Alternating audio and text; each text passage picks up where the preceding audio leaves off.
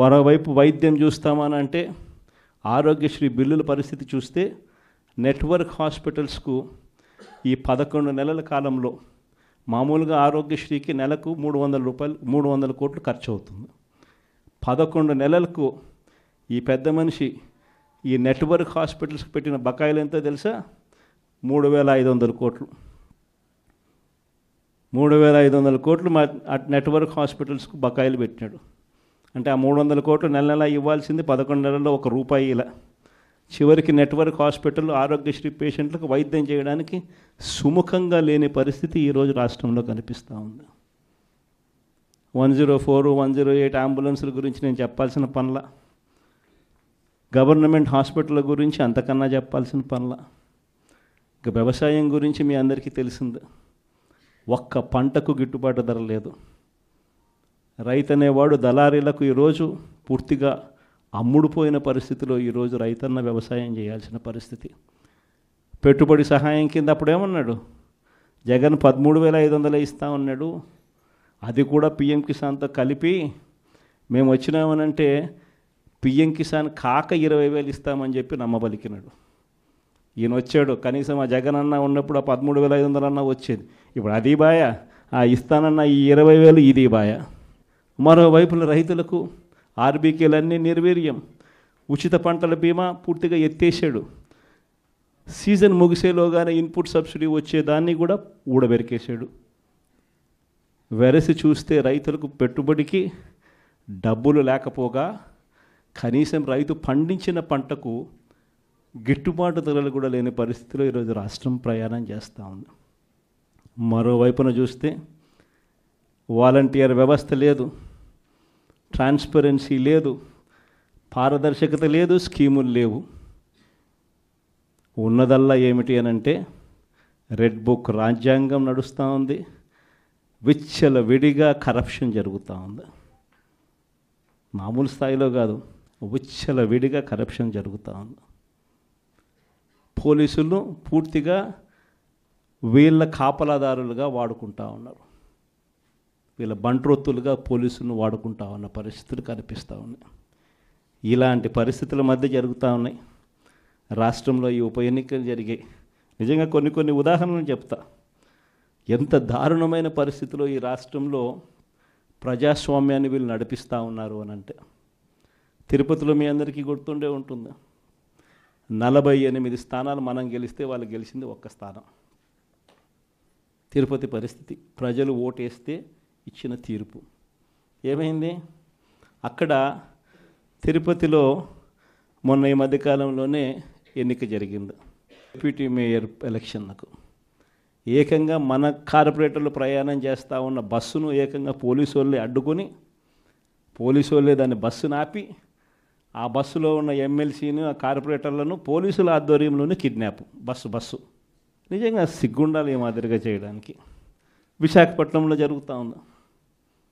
విశాఖపట్నంలో ఉన్న 98 స్థానాలకు 58 స్థానాల్లో 56 స్థానాల్లో వైసీపీ గెలుస్తుంది. ప్రజాస్వామ్యంగా మేయర్, వైసీపీ మేయర్. అలాంటి ప్రజాస్వామ్యబద్ధంగా గెలిచిన మేయర్ మీద అవిశ్వాస తీర్మానం. మన కార్పొరేటర్లందరినీ మనం క్యాంపులోకి తీసుకొని పోయి మనోళ్ళు పాపం జాగ్రత్తగా పెట్టుకునే ప్రయత్నం మనోళ్ళు చేశారు. క్యాంపులు లేకపోతే ఇళ్లకు పోలీసులు వస్తున్నారు. వచ్చి భార్యలతో మీ మొగుళ్ళు ఏడుండారో మీరు చెప్పకపోతే మిమ్మల్ని స్టేషన్లోకి తీసుకొని పోతామని చెప్పి పోలీసులు. విశాఖపట్నంలో 40వ వార్డు కార్పొరేటర్ ఇంటికి పోలీసులు పోయి భార్యతో మాట్లాడిన మాటలు నిజంగా అసలు ఏమన్నా బుద్ధి జ్ఞానం ఉన్నోళ్ళు ఎవరైనా చేస్తారా? పోలీసుల్ని మాదిరిగా వాడుకునే కార్యక్రమం. రామగిరి మండలం, మన అనంతపురం జిల్లాలో, ఇక్కడ కూడా ఆశ్చర్యకరమైన విషయం. ఉన్నటి ఎన్ని ఎంపీటీసీలు అంటే 9 మనం గెలిస్తే వాళ్ళు 1 గెలిచినారు. అనంతపురం జిల్లాలో రామగిరి అనే మండలంలో ఈ కాన్స్టిట్యున్సీలో 10 ఉంటే వాళ్ళు 1, 9 మనకు. ఎవరు గెలిచాలి? యాక్చువల్గా మన వాళ్ళు గెలవాలి కదా, సంఖ్యాపరంగా చూసినా ఏం పరంగా చూసినా. కానీ పరిస్థితి ఏమిటి చూస్తే అక్కడ ఎస్ఐ మన ఎంపీటీసీలందరినీ కూడా ప్రయాణం చేస్తూ ఉన్న ఏకంగా పోలీస్ ప్రొటెక్షన్ ఇచ్చి నేను తీసుకపోతాను, మీ ఎంపీటీసీలను అందరినీ అని చెప్పి ఆయనే పోలీస్ ప్రొటెక్షన్ ఇచ్చినట్టుగా బిల్డప్ ఇచ్చి కనీసం ఆయన తీసుకుపోతున్నాడు అంటే దారి మళ్ళిస్తాడు. దారి మళ్ళించి ఆయన కిడ్నాప్ స్వయంగా చేస్తాడు. చేసి అక్కడ వీడియో కాల్ పెడతాడు. తెలుగుదేశం పార్టీ ఎమ్మెల్యేతో video call. Telugu Desam party MLA ఆయన కొడుకు వీడియో కాల్లో మన ఎంపీటీసీని ప్రలోభ పెట్టే కార్యక్రమం ఎస్ఐ ఒక బ్రోకర్గా ఎస్ఐ బిహేవ్ చేస్తాడు వీడియో కాల్ పెట్టి. అప్పటికి మన ఎంపీటీసీలు వినకపోయేసరికి ఏం చేశాడు, ఈయనే కిడ్నాప్ చేసుకొని పోయి ఏకంగా మండల కేంద్రాలయంలో వీళ్ళందరినీ నిర్బంధించి బైండ్ ఓవర్ చేస్తారు. అక్కడికి మన ఎమ్మెల్యే మన మాజీ మంత్రి అక్కడ మన మహిళ మాజీ మంత్రి ఇద్దరు వెళ్ళి అక్కడ ధర్నా చేయాల్సిన పరిస్థితిలోకి వాళ్ళు పోయి మన ఎంపీటీసీలను మనం తీసుకొని మనం పోతే మన వాళ్ళ మీదనే కేసులు. చివరికి అంతటితో కూడా ఆగిపోలే. ఆ మండలంలో భయం రావాలట. ఆ మండలంలో భయం రావాలని రామగిరి మండలంలో ఏం చేశారు, ఒక ఇంపార్టెంట్ బీసీ లీడర్ను లింగమయ్య అనే ఇంపార్టెంట్ బీసీ లీడర్ను చంపేసినారు. ఎక్కడికి పోతా ఉంది నిజంగా పోలీసులు ఏం చేస్తూ ఉన్నారు. పోలీసుల సమక్షంలో ఏకంగా చంద్రబాబు నాయుడు గారు ప్రతి కాన్స్టిట్యున్సీలో చేయిస్తూ ఉండేది ఏమిటి? ఇదే నిజంగా ప్రజాస్వామ్యం? ఈ మాదిరిగా నిజంగా ప్రభుత్వం అన్నది పరిపాలన చేయాల్సింది ఈ మాదిరిగా చేయాలనా? ఇంకొక ఎగ్జాంపుల్ రామకుప్పం అంటే స్వయాన చంద్రబాబు నాయుడు గారు సొంత కాన్స్టిట్యున్సీ. చంద్రబాబు నాయుడు గారు స్వయాన సొంత కాన్స్టిట్యున్సీలో రామకుప్పంలో 16 ఎంపీటీసీలకు 16కు 16 మనమే గెలిచినాం. పోటీ పెట్టలా కనీసం ఈ మనిషి. పోటీ పెట్టినా వాళ్ళ కూడా డిపాజిట్లు కూడా రాలా. 16కు 16 మనం గెలిస్తే అక్కడ ఎంపీటీసీ ఎన్నికల్లో మనకి ఎవరికి రావాలి మరి ఆ పోస్టు?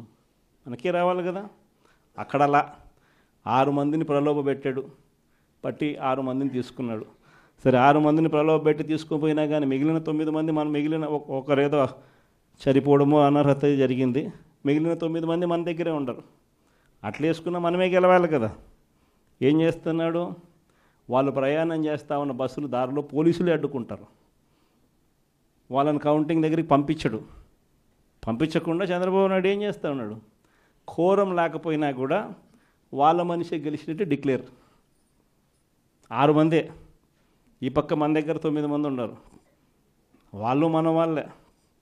ఈయన ప్రలోభ పెట్టి తీసుకున్నాడు. కనీసం అక్కడైనా గెలవాలంటే కోరమన్నా ఉండాలి, అది లేదు.